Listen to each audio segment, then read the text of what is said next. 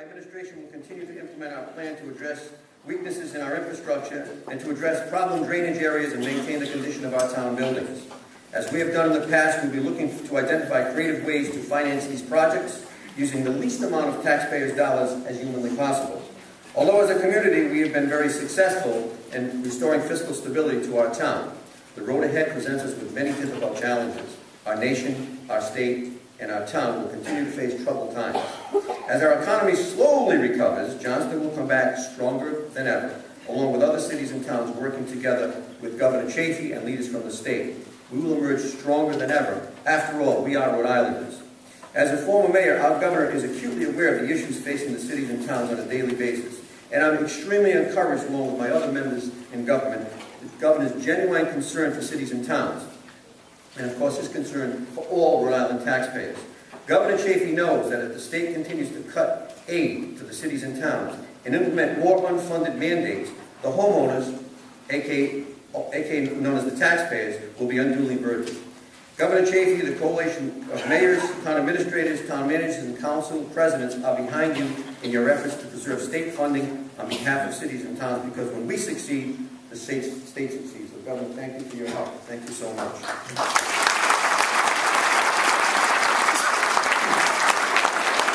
In the past 3 budget cycles alone, the town of Johnston was cut over $10.5 million in general revenue sharing and, of course, motor vehicle taxes from the previous governor, Don O.K. Kachiri. That's an inside joke for my colleagues.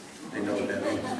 Thankfully, we were able to absorb some of those cuts with diligent financial restructuring and making additional cuts in spending. However, we can simply not, I repeat, we cannot withstand any more cuts in state aid, and please, no more unfunded mandates. Our resolve will continue to be tested once again, but I'm confident that working together, working with the town council, the school committee, continuing to find ways to continue to consolidate resources, we will find solutions, make government smaller and more efficient without cutting services to our citizens. It can and will be done.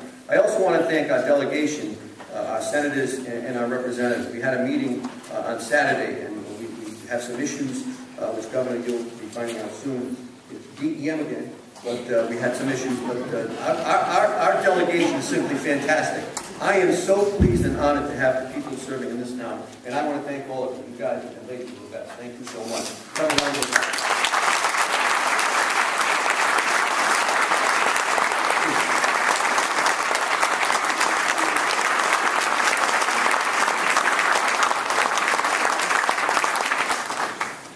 Thank you.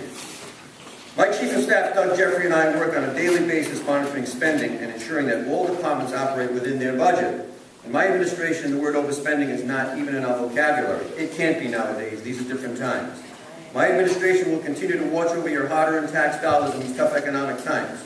We will stand tough, as I have said in the past, spend only what we need and only dream of what we want. I ask for your patience, support, and prayers. Johnston is a great community because the citizens in this town make it great. In closing, I want to thank a few people who, without them, it would be very difficult for me to stand here so easily and confident before you. Tonight, first I want to mention one thing about being the mayor. I made a lot of friends, and I made a lot of friends with elected officials, and many of them are here tonight. We have a coalition of mayors, managers, and town administrators. We become friends. We're like family. And when something happens to their community, we all feel it. So once again, I want to thank my dear friends that are here tonight. With mayors, please stand up, and town administrators, please stand up.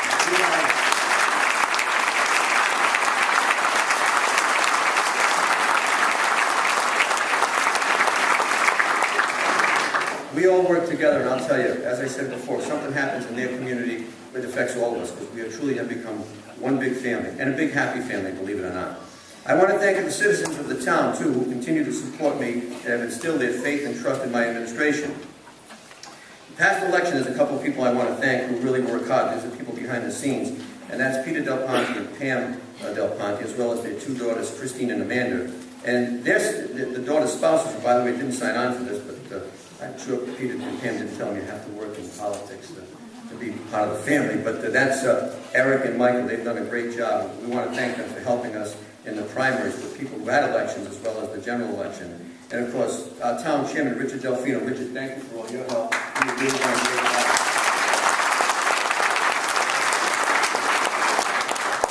I also also want to thank the sign crew. I wouldn't be able to stand here if it wasn't for the sign crew. And I'm telling you, this is Johnston, and there's a lot of signs in Johnston, as you all know. The hundreds and hundreds of signs, thanks to Anthony Mancini, David Delfino, Benny Zanni, Mike Pilkington, Frank Sicosio, Joe Bellerano, Eric Paulson, Michael Merluzzo. Thank you all so very much. Every time we called you, we got another one, and they were always there, so thank you very much. To my department heads, your hard work and dedication to the citizens of our town is truly appreciated. Lori Caruso, our town engineer, thank you. Pam, our town planner, thank you. Vin Vicari, our town clerk. Joe Kyoto, our finance director. Kim Galonio, our tax assessor. Bethany Alviano, our tax collector. Dan Mazzula, our rec director, as well as Matt Fazia. Ani Vecchione, our DPW director. His assistant, Mike Canarello, of course. Peter Del Ponte, our code enforcement officer, and our community development block grant. Thank you so much. Chief Tamburini and Chief DeCesare, thank you both for working with this administration. We really appreciate it. Thank you so much. Thank you.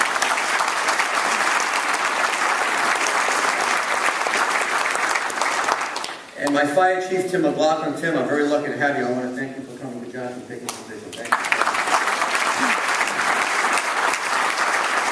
My chief of staff, Doug Jeffrey, who is always there for me, he keeps me calm. Not that I get excited. He keeps me calm, and he helps keep our town running great on the day-to-day operation. Doug, thank you so much. I really appreciate it. I also want to thank our town solicitor, who is now a senator. And when he crosses over the line, we call him Senator Corleone, but it's Senator Conley, Billy Conley, our town solicitor. He has a superb legal mind, and I really mean this. When we first took over, we had default judgments against us exceeding $10 million. And I said to him, Billy, you got to get rid of this. He said, well, Mayor, the judge already ruled on it. I said, don't worry about it, just get rid of it. And he worked hard with his staff, and they really did. And they saved the taxpayers millions upon millions of dollars because of the previous administration's inept legal problems that they had. We were on the hook for a lot of money, and I want to thank them. To my administrative assistant, Janet Whiteley, you are the pulse that keeps this administration going. For me, for Doug, for Billy, and Joe, we thank you. You truly keep the administrative side going every day. Thank you so much for your hard work and dedication, and obviously putting up with me every day, which is very difficult. And if you were not there, we'd be lost. So thank you so much.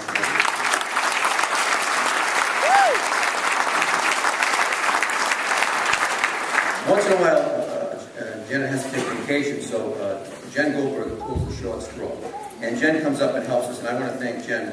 I know that after she leaves the administrative office and goes back to her office, she has to decompress for a few days. But Jen, thank you so much for helping out. We really appreciate it.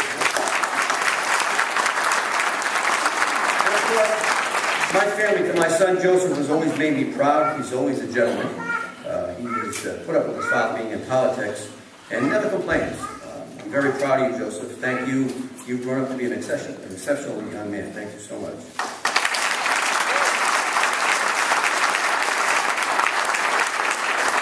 And finally, to the person who yelled at me for the past week and to get this inauguration going, my wife Lucille, who 33 years ago, when we got married, I never told her till after we were married about my other love, and that was my politics and public service. She's always put up with me being in public life and has never complained once. Whether I was a senator for the 12 years or now being mayor, as elected officials, we all know that it's important to have our family cope or put up with their spouses in public life, especially during silly season, which is election time. When the malcontents come out during election year, they rear their ugly heads and then they crawl back into their hole the next election. I'm sure that's happened to all of us. We have. But to our spouses who really put up with the nonsense, thank you. And my wife, who sometimes understands me and sometimes shakes her head. I don't know why she shakes her head, but thank you for putting up with it. And I also want to thank.